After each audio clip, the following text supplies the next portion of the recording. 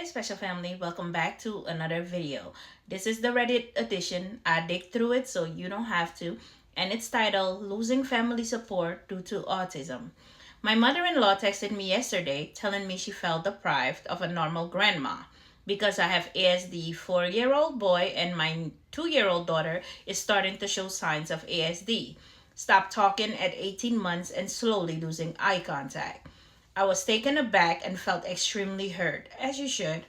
I texted back she already has a normal grandson and another grandbaby on the way from her other son's wife, so she can enjoy them. My father in law, stepmother in law, brother in law, and sister in law, that wife who's expecting, told me all three of my kids are not normal and I have to pull my oldest out of his original school and put him in a special needs school just because. I said, no way. He's no match for special needs school. He's excelling academically, and it's communication and social skills he's lacking. I feel like they're picking on me about my kids. What am I going to do? I'm losing support because of autism. If it's anything else than autism, I probably will still have support. I am depressed and my heart is hurting. I feel sorry for my older son and daughter. I doom scrolled on Google and Reddit and saw many instances of people losing support when they have autistic children. Is it true? Do you feel like you're losing support? Why? Do they fear autism? Those are all questions we keep asking ourselves daily. Trust me. Speaking from experience. Edit. Thank you for the supporting words and insight. She texted me again last night and it still doesn't make me feel better. It feels like it's damage control. Okay, what did she say? She said, thanks for giving me a pause. It was quite a difficult time for me. As I thought over our comments, I realized I might have misused the word deprivation. You think? Pardon me. I should have chosen other words, not actually taken away from me by you both. Just a dawning on me, I'd not have the same opportunity and experience interacting with your two kids as I did with my sons. Yes, my grandparenting has been different and challenging, making me adapt. Autism is a new field for me. In no way I love your kids any less. Good night. Yeah, I can see why that comment or that text message didn't make you feel better. It was dry. It was maybe someone told her, yeah, you could have chosen other words, but it didn't feel apologetically. And you don't have to love your other grandkids any less. You just have to take time to get to know them and know how to deal with their diagnosis. They'll understand you. They'll get you just like the other ones. It just takes a little longer. Let's continue. I don't like that my kids were perceived as difficult and a struggle, that part. My daughter is actually very well behaved and polite. She can make gestures but just wouldn't communicate with words. My son has temper tantrums sometimes and hyperfixation, but he's very smart. Just can't communicate and poor social skills. I still feel like mother-in-law thinks my kids were hard. She can go ahead have an easier time with her other grandson and new baby coming soon. What do you think of her message? I think she's a A, but okay. Let's see what the commenters think, because maybe I didn't get it. First commenter Smash Pop says, I agree. As if kids with ASD are worthless than other kids. I get that they can be difficult to be around, especially on bad days, but seriously? Sit down and listen to my kid talk about her interests, and she will reward you with knowledge and love. My parents now have 3 neurodivergent grandkids, and how they act around them have only changed to reflect what the kids need, which is how it should be. You go. Somebody else communicated. Legit. I hope karma get these people back. Another commenter, Ocean My Ancestor, says, total a-hole move.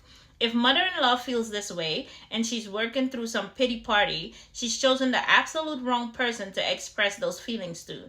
Just completely heartless, and her follow-up was so void of any feelings. Exactly, that's what I detected.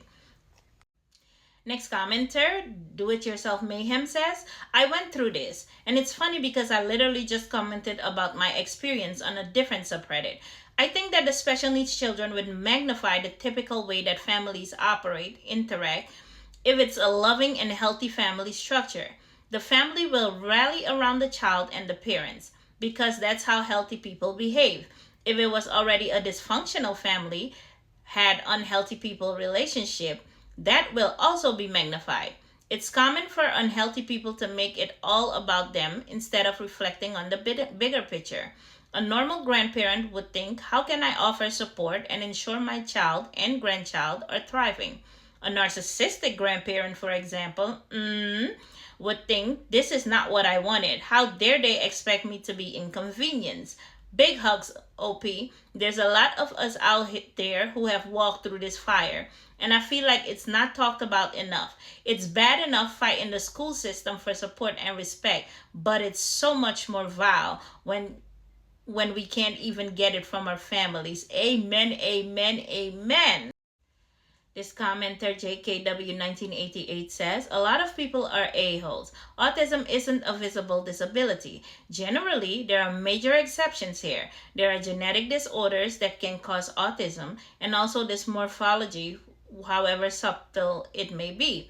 It makes it easy for family to assume the behavior is from bad parenting. Your mother-in-law's message was completely inappropriate. It's okay to have boundaries. If you get messages like that again, I'd be very blunt. That's not appropriate to say to me. It's okay to limit contact. I really don't have much of anything to do with my own in-laws. They see my kids a few times a year. I was trying to get one of my sons last week to request more food with his AAC device.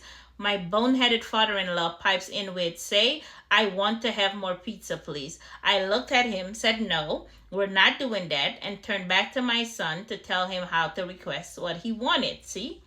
Willful ignorance is a real problem.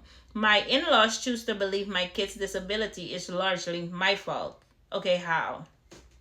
They think my kids could be like them. Really, most of that family is LSN, HF autistic, high functioning and low needs autistic if we tried harder. I still laugh. Like, yeah, father-in-law, my kid who can barely speak is just gonna bust out with a 7-word sentence.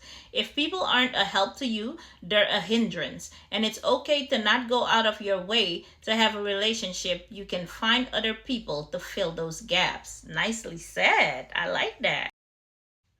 Nikki says, yes, I absolutely can relate. My mom and mother-in-law never watch my son. They are both retired and have nothing to do. And no other grandkids, however. They act like I'm putting them through hell if I ask for help or ask for short babysitting hours. It's absolutely devastating that the people you think you should be able to rely on, most aren't there. I'm sorry you're going through that. It's extremely hurtful. Someone else responded, that's messed up. My 4-year-old grandson is autistic. Is he the occasional challenge? Of course. Do I wish he was a little more normal? Sure. But would I ever say I felt robbed of normal grampy life? Hell no. We do our best with him and try to meet him where he is. He's with us now, in fact, spend the night. He's in his room playing with his clock. I'm sorry your family is being so unsupportive. That's just so heartbreaking. I agree. Let me know in the comment section below what you think of this video. Put your 2 cents in, and I'll catch you in the next one. Bye.